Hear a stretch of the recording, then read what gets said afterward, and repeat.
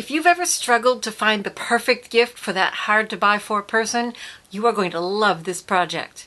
It's for an easily customizable and personalized gift that anyone will appreciate. Hey there, Sandy here. Welcome to another polymer clay tutorial at keepsakecrafts.net. Everyone can use a little bowl just to put little things like change or keys or your earbuds. And the cool thing about this project is that you can make your bowls any size, any shape, and with any decoration, so they will perfectly suit the person you're giving them to. In this project, I am focusing on bowls with an organic shape. If you are looking for things with precise square angles, this is not the one for you.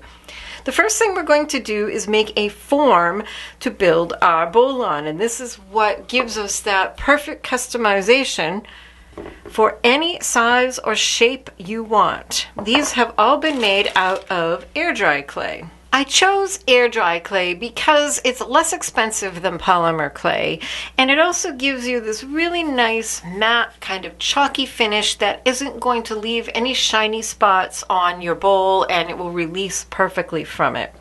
Just be sure when you're working with this that you don't confuse it with your polymer. So be careful to keep them separate. Once you've pulled out a portion, you want to be sure to wrap it up. What I do when I'm done is I wrap this foil around it tightly. Then I wrap it with some plastic wrap. And then I put it all in a sealed plastic bag. And I've had this for well over a year, and it's still fresh inside as long as you wrap it up carefully. So your first decision is to decide how big and what shape of a bowl you want. Here's a wad, whatever. Just to give you an idea, this form for the oval bowl probably took about 12 ounces of clay, maybe a little bit less because I embedded just a metal tin lid in here and shaped it around it just so that it would use a little less clay and dry more quickly. This one used about 8 ounces, and this one we'll talk about more. I did try to make it a little bit more square, and I did that by using my acrylic roller to roll a fairly even sheet of the air dry clay and then formed it around a metal tin, but you'll have to sacrifice your metal tin because I don't think this is coming out. So you want to work quickly here in the beginning while your clay is open. I just want to seal it up a little while I proceed. And once I'm sure I have enough, I will wrap it up securely. So like with any clay project, you want to start with a smooth ball and then shape it on a tile. And if you want, you can shape it over an object like I showed to use a little bit less clay. You could make just a totally free-form shape if you want. It does not have to be anything in particular. I think I'll start here with just a small oval.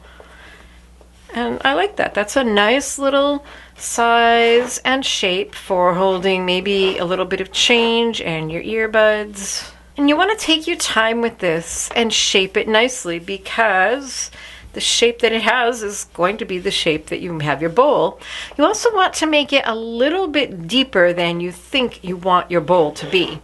If you look at this one, and here's my bowl, and you can see there's some clearance, and that's because this is going to be formed upside down, and I don't want this, what will be the edge, the top edge of my bowl, bumping into the surface that it's formed on. So make it a little bit deeper. And here's my air dry clay. Now that I know I have the amount I want, wrapped in plastic wrap and then in a plastic bag, and this should last until the next time I need it. If you want the bottom of your bowl to be flat, and that is kind of a nice look, just grab another tile and press it on. You can kind of twist it, and there, now you have a really nice flat shape. If you find that you need to smooth out some cracks or some areas, just the littlest bit of water. Remember, it's air dry clay, so it's water-based. Now, if you don't have air dry clay, or for some reason you don't want to use it and you want to use scrap polymer, you can do that. It will use a fair amount of your scrap. but there will be a chance of your bowl sticking whenever you mold it on there and bake it in place. So you'll want to use something like this. This is Repel Gel that you would put all over your form before putting your polymer clay on it. So this is only if you're using a polymer clay form. Then Repel Gel will keep your polymer clay bowl from sticking to it. So another reason I like using the air dry clay, because no release is necessary. So this can take a good little while to dry. I tried like giving this one a jump start in the oven. I don't know how much of a help it was. I would recommend just planning to let it set overnight. And because this is so thick, you'll notice that both of these have cracks, but that's okay. It works just fine, even with the cracks. While the other form is drying, I'm going to show you how to make a bowl on this larger form. And of course, the amount of clay you need will depend on how big your form is. For this oval, which is about 3 by 6, you'll need about 2 ounces of clay, and this is rolled to a number 3 or 4 setting on your pasta machine, somewhere around 1.5 to just under 2 millimeters thick. I am going to show you a really cool surface treatment, but before you do that, you want to practice on any form and figure out how you want to shape it. It's always so much easier to do that before you add your surface treatment. So once you put a flat sheet of clay on a rounded form, you'll notice you have these ripples. And my greatest recommendation for you is to work with those ripples, work with those shapes. So for this one, I've got it square for a guy, but I worked with that shape. This one is kind of a fail. I'm not real happy with it. I'll talk more about this in a minute, but still working with the shape. If you try to make it real square, like I tried cutting off the corners on this one and making it more square, but it's like impossible with the surface effect to get that inner part smoothed out. And so it just looks poorly done. I also found that the most effective and nicest looking results came from the less fiddling around with it. So really just work with those ripples. You can kind of take this, you can flip it over in your hand and get an idea of what it looks like, and just kind of work with those waves. Now this probably needed to be a little bit bigger. So let me roll this through the pasta machine on a thinner setting. There, now that's a little wider, so that gives me more room to work. If you make it too thick, it's going to be very hard to shape. But if you make it too thin, then you're going to have issues with strength. So now at some point, you're going to want to start just holding it up to that edge and trimming roughly the shape. This is not our finished piece, but just to kind of get an idea of the shape you want. This is kind of like sketching, you know, we're sketching out the design. And once you get that excess out of the way and flip it back over, you can really get an idea of how you're going to make those ripples work. You can kind of gently pinch them, but I wouldn't do it real strongly. I think in this bowl, what makes it so beautiful are those softly scalloped edges, no harsh points or crimps. It just looks very natural. So there, now that is something I'm happy with. I like that. So what you can now do is take this, put it on a piece of cardstock, and trace around it and cut it out, label it, and you have a template for every time you want to use that armature. Here's my template set for this oval clay bowl armature, and you can see I saved the innie and the outie because you will use these both for different reasons. This one you may want to use if there's a design you want to center, so you'll be able to see it, and this one we can use for cutting out the back because we'll cut the back bigger. I've re-rolled the clay and I'm cutting with a craft knife, and I'm redoing this because I want to keep my knife as perpendicular to the clay as I can so that I have a nice edge. We can refine the edge later, but it's always better to get it as nice as you can to start with. And this is just some light colored clay. You can use scrap here, but I would recommend a light color. It will affect the what you do minimally. Like this one, I used pearl clay, so I definitely use white for the base. But these could be any light colored scrap. Oh, and here's another fail. I'll tell you about that later. So once we have that done, now we can use a stencil to apply mica powder. For these oval bowls, I'm using this one. This is one that I designed, and you can find it at Create Along. I will link to it. But you can use anything you want, a stencil of any kind. I would recommend something more organic, rather than a rigid design with lots of precise angles and lines, because this one I did here, and it really kind of highlights the fact that this bowl is not very even. So I wouldn't recommend it. Instead, something like this, it looks great no matter what you end up doing with it, because it's just more, well, it's organic.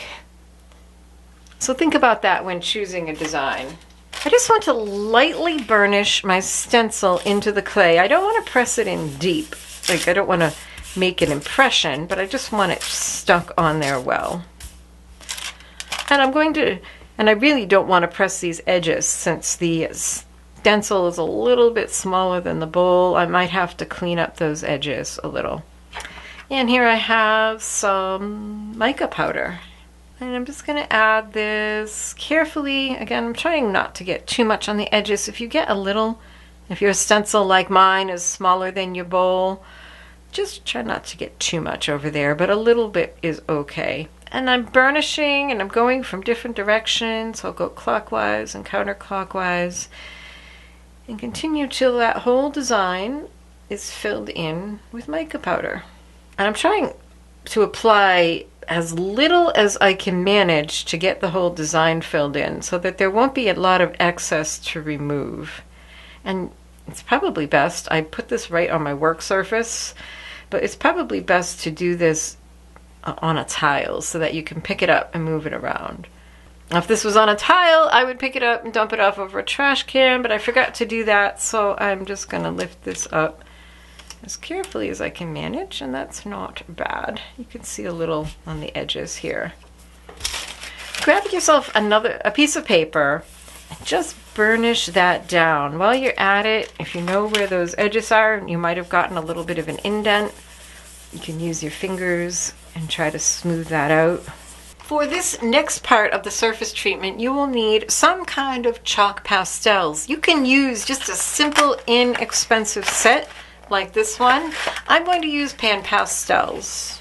And this is a place where you may want to experiment with color combinations. There are just so many things you can do. This one is purples and blues and magenta with an interference pearl.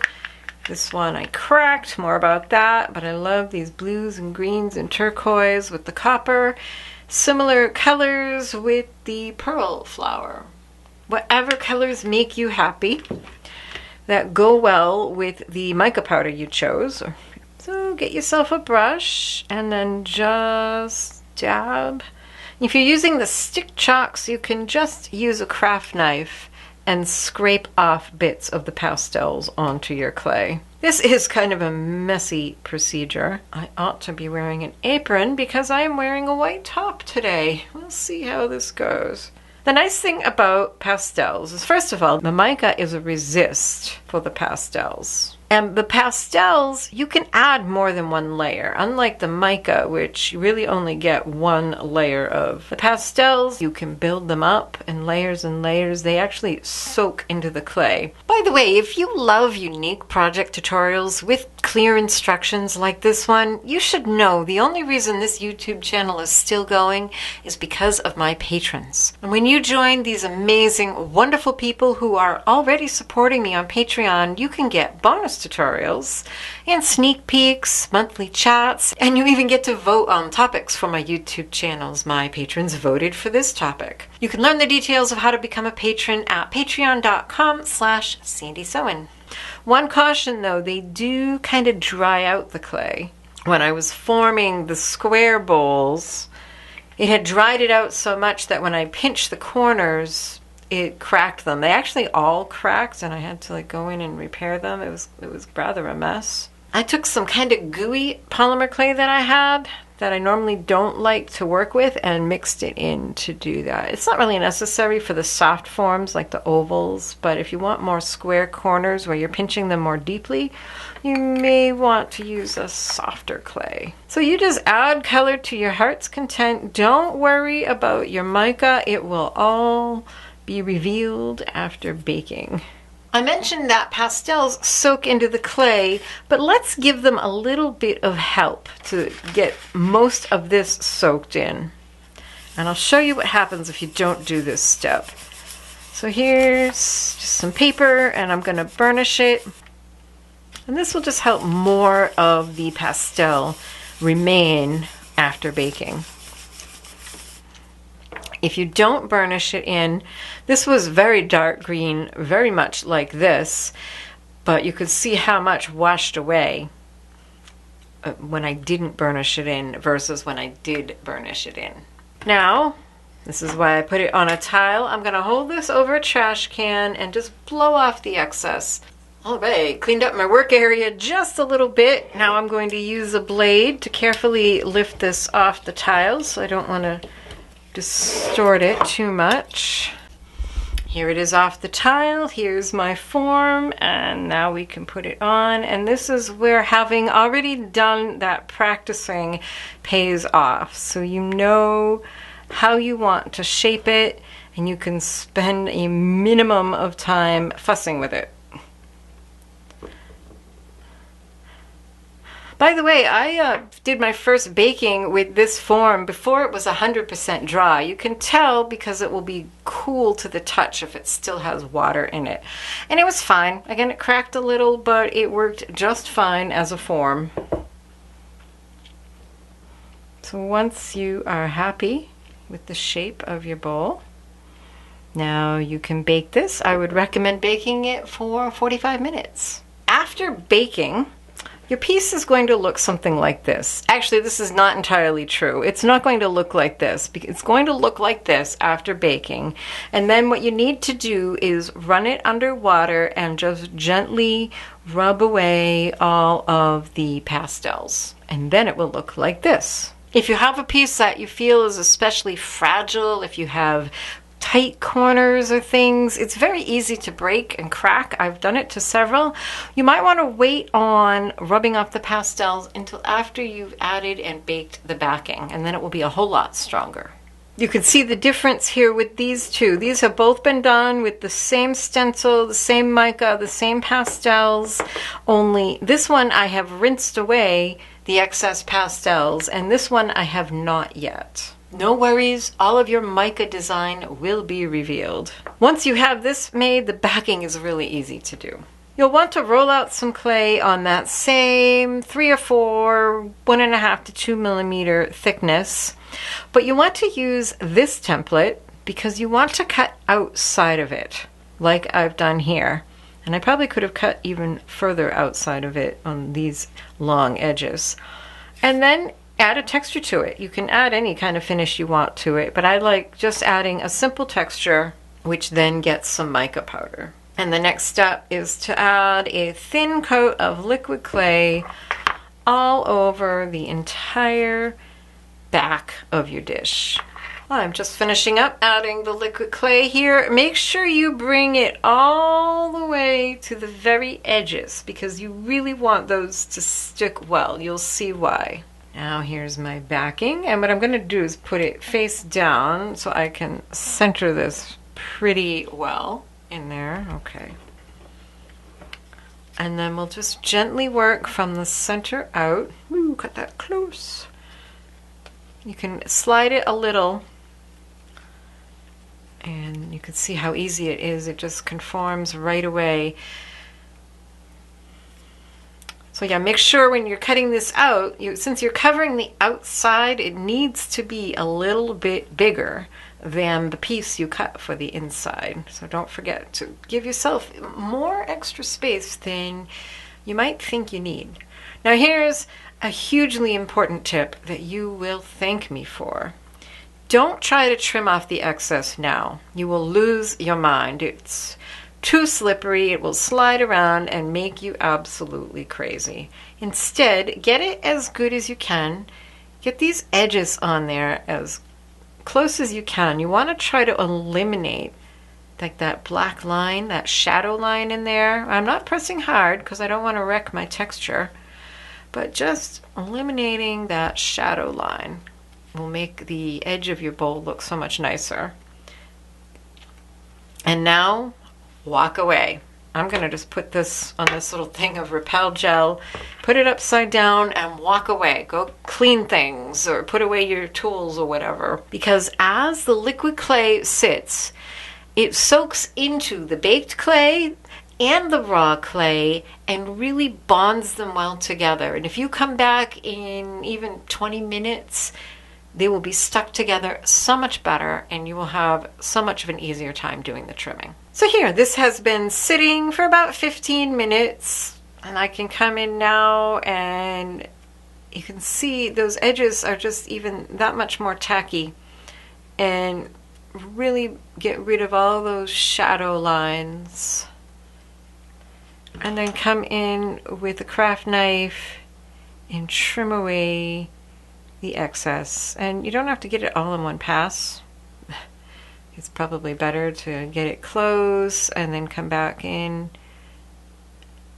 And to get a nice cut without catching your baked edge, position your blade on there and then tip it up. You know, just the tiniest, not like that much, but just a fraction.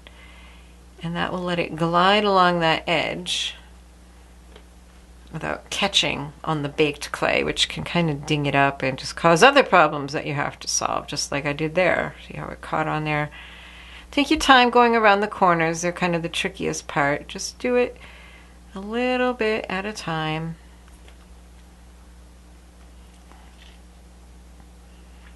And trim around your whole edge.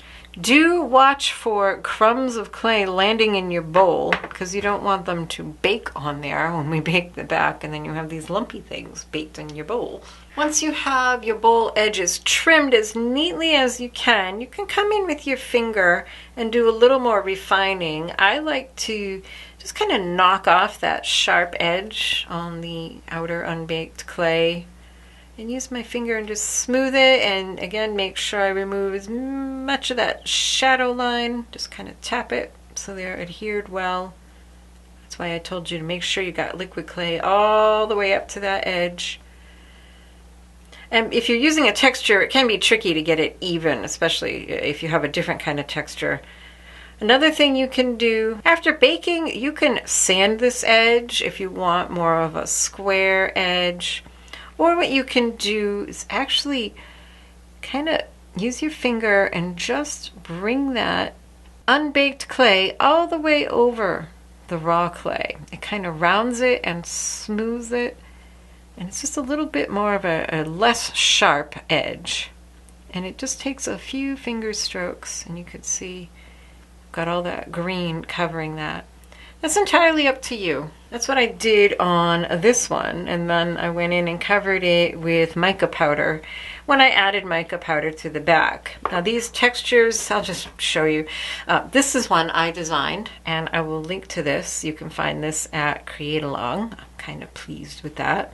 And this one is a steampunk gear texture plate that I showed you how to make on this channel, so I will link to that video as well. This one, because it's gears, some areas, like, you know, where this gear is, were thicker than others, which is why I did kind of take some time and smooth it out. And I really recommend that you use a texture that isn't rigid and linear, because otherwise it's just not going to look good on something this organically shaped. So 2 final steps before we give it a last bake. And that's to add whatever you want as a surface treatment. I mean, you can add nothing if you want. I just like adding some of the same mica powder on the back side to bring out the texture. So there it is with all the mica added. Now if you are going to do this kind of rolled edge, then you definitely could add mica powder, just like I did on this one, and make it as neat as you can, but we can touch it up after baking.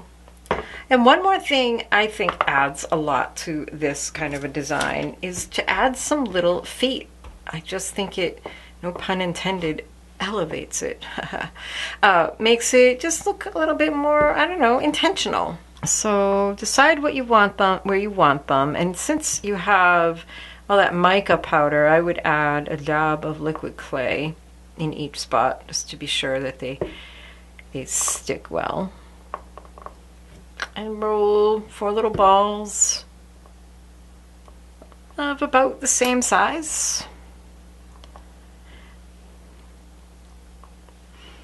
And this is where you can crack it if you're not careful. I'm going to put this on a piece of paper so I can lift it up off my surface easily. I'm going to place it on the paper and then press, find, you can even kind of tip it up and look, find where those feet are and press on those spots with 4 fingers. 1, 2, 3, 4. Not too hard. This one I think I flattened them just a little too much. So I definitely prefer leaving them a little bit more rounded like these. You can kind of lift it up and see if they're even. You can kind of feel too if it's even and level. And there, now you can peel that off. You can add mica powder to those if you want. I'm gonna scooch that one over and kind of moved. But just be careful, don't go pressing in the middle or you could crack it, which is, I believe, what I did with this one. Yeah, because see, I pressed those too far. They're really flat and ended up cracking my bowl in the process. So don't do that. And now give it one more bake. I would do it for an hour at the manufacturer's recommended temperature.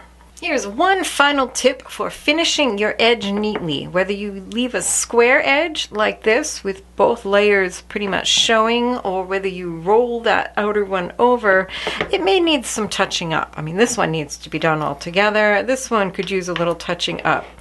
And did you know you can make a paint with Perfect Pearls? I'm not sure how well this works with other brands of mica powders, but Perfect Pearls has a binder in it. So when it comes in contact with water, it binds it. I don't want to spray those. I should have put my water down first. So I'll just put some in my hand and a little bit of water. And I have a little itty bitty brush here. And just a little bit of experimenting to figure out. That might be a tiny bit thinner than I want. But you can paint with this. Once it is of a viscosity that you can paint with, then you can use that to paint right on your edge. Isn't that cool? And once it is dry, it's permanent. And you can also use it to touch up. And it will even kind of fill in some lumpy spots, although you should get it as nice as you can before you bake it. Now that you know how to make this project, you'll want to check out all the cool stuff you can make for the men in your life in the Gifts for Guys playlist I put together for you.